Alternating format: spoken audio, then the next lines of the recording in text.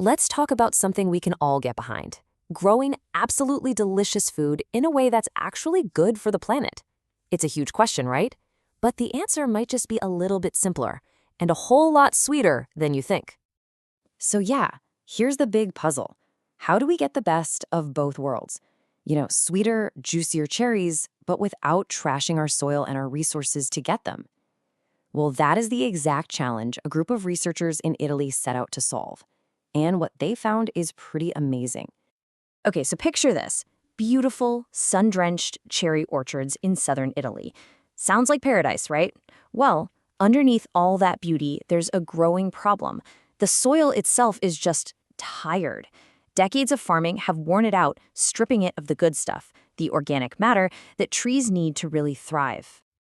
And that really gets to the heart of the challenge for sustainable farming today. It's not just about what you don't do, like spraying certain chemicals. It's about what you do, how you actively rebuild and heal the land. Now, going organic is a fantastic step, but it's not a magic bullet. For one, the nutrients in organic matter can be kind of slow to release. It means the trees might not get that energy boost right when they need it most, like during a growth spurt. Plus, buying bags of commercial organic fertilizer can get really, really expensive for farms. So, to figure out a better way, the researchers set up this brilliant experiment. You can think of it like a four-way fertilizer showdown, a face-off, right in a real working cherry orchard. And one of the star contenders is something called compost tea. And yeah, it's pretty much what it sounds like. You take some really good compost, steep it, or brew it, in aerated water, and you end up with this amazing liquid nutrient booster. It's basically a super drink for plants, made by recycling farm waste.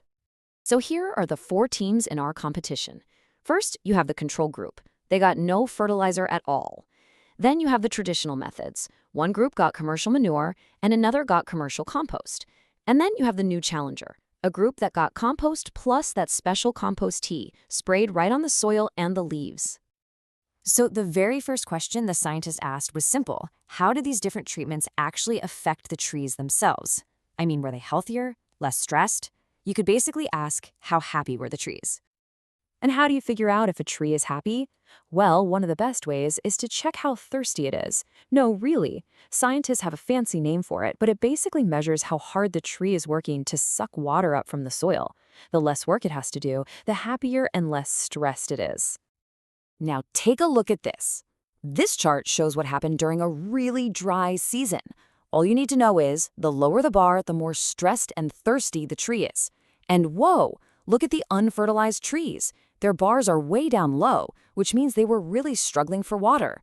But look at the others. All the fertilized trees were doing way better. They were much less stressed. And the difference was pretty staggering. The unfertilized trees were dealing with almost 20% more water stress. So, the big takeaway here is that adding organic matter in any of these forms was like giving the trees a giant water bottle to help them get through the heat. But it wasn't just about drinking water. It was also about eating sunlight.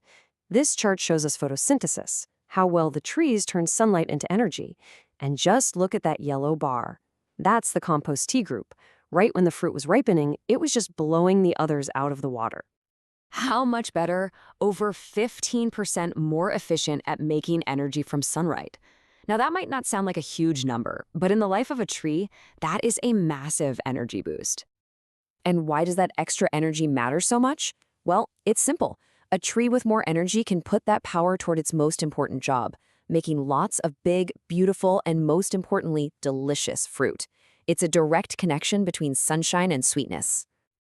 So, okay, we've got happier, healthier, more energetic trees. That's great. But the ultimate test? Well, the proof is in the cherry, right? This is the big question. Did all this sciencey stuff about water stress and photosynthesis actually translate into a better harvest? Did it make a difference that you could actually see, and more importantly, that you could taste? Oh boy, did it ever. Just look at this. The control trees, the ones that got no help, they produced about 12 kilos of cherries each. Not bad.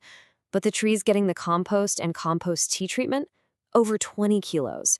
The difference is just wow. Let me put a hard number on that for you. That is a 40% higher yield. Not 4%, 40. For a farmer, that is an absolute game changer.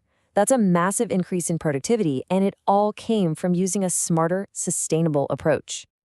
But what about the taste? Because getting more cherries is great, but we want better cherries. The researchers measured two key things: straight up sweetness and something they call flavor balance, that perfect combo of sweet and tart that makes a great cherry. And as you can see from the numbers, one treatment was the clear champion. That's right, the Compost Plus tea treatment didn't just give them more cherries, it gave them scientifically better cherries.